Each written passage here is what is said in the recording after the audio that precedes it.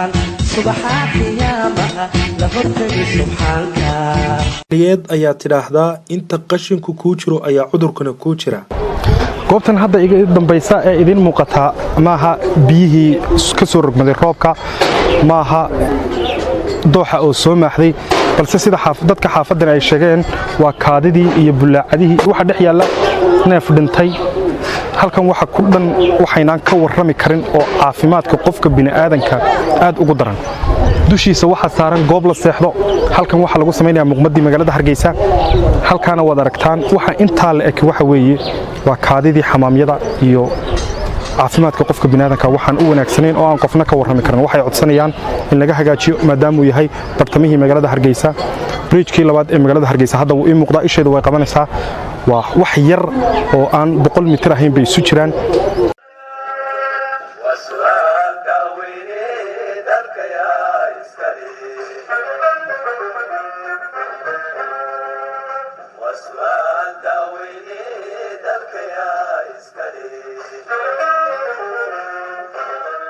hiba cabdi warsame waa ardayad wax ka barata jaamacadda Beder ee magaalada Hargeysa. waxay ka warramaysaa dhibaato ka soo gaadhay hooyo ku kuftay biyahan aan nadiifta ahayn ee goobtani. wada ma haysano dooxaasaan noo wada annagoo kuba qanacsan haddana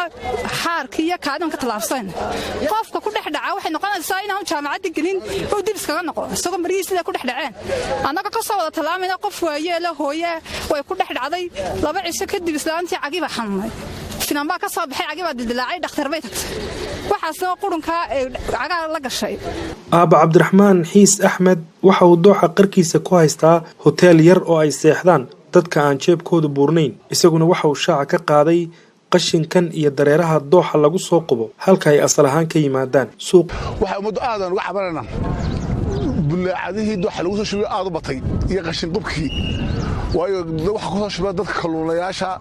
hoteelada qaarkood dadka suuqa fadhiyay anigu bulaacadaba aan lahayn ee aan bulaacada qodanin oo ku soo ka dhigtay dooxa qashinqubkaas oo u badan dareereenka oo lagu sida kaariyoonayaal iyo jirikaamo iyo wax aynkaas marka waxaan aad umadu fayqabkii baba cajaayib meesha sariibada ku taalo sariibadii hilibka oo ay magaaladu aad hilibka uga iibsato oo khudradii iyo hilibkiiba magaalada aad looga adeegto marka siday dawladda hoose uga warheliba weyday.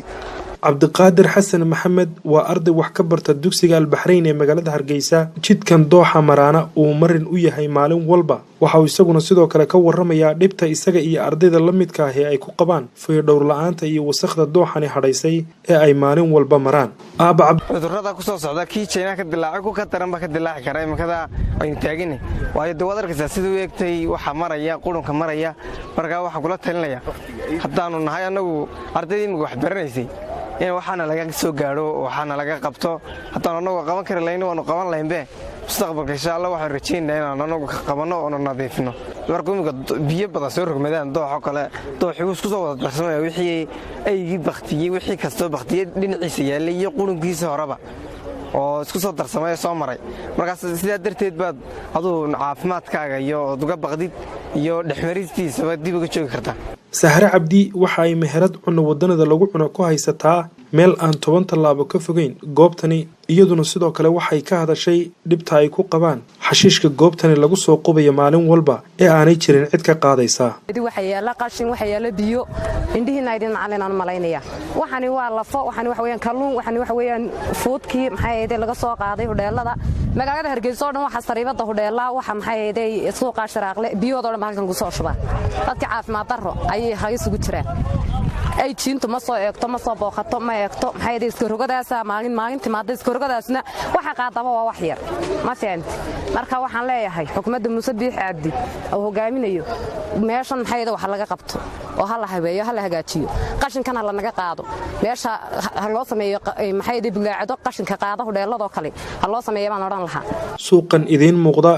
ee aad aragtaan waa suuqa jajabka waxa uu qarka ku hayaa dooxa weyn ee uu qashinku buux dhaafiyay. bulshada goobtaasi ku ganacsata iyo kuwa u soo adeega doonta ayaa iyaguna dhibaato aad u baaxad la ku qaba. waan bixinaa dheeli anu gaadhaan wata halkana waan deganay cashuurta dheeli waan laga qaadaa korona saacadiina markaad saacadaydu marka dhaqtarada tagno waxaan leeyahay idinka wax xanuunsanay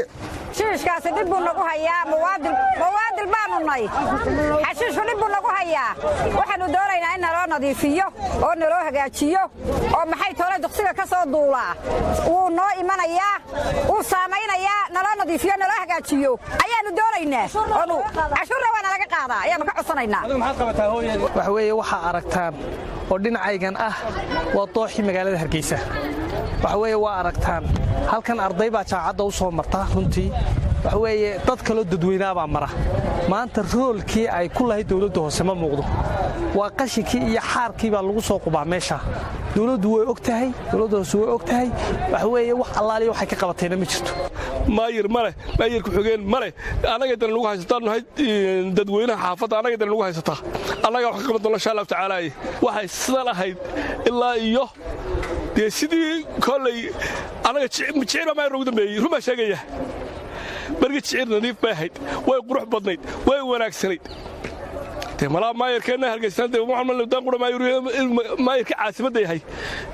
yaanu sheegaynaa waayaan wuxuu noqday goob sixadeeda caafimaad ay aad u daran tahay laakiin qisada ku jirta aan raba inaan halkan kaga warramaa waxa weeye muqmadda magaalada Hargeysa laga isticmaalo ayaa waxa laga soo saaraa goobtaasi hadda idin muuqata ee jiingadaha hooyadu dhabarka ku haysa ama ay wax yar isu jiraan qurunka iyo qashinkaasi dooxa weyn ee magaalada Hargeysa bulshada suuqani wax ku iibiya ayaa ah muwaadiniin cashuur bixiyaala oo aanay maalinna ku baaqan cashuurtu isla markaasina sheegay in aan waxba cashuurtaasi loogu qaban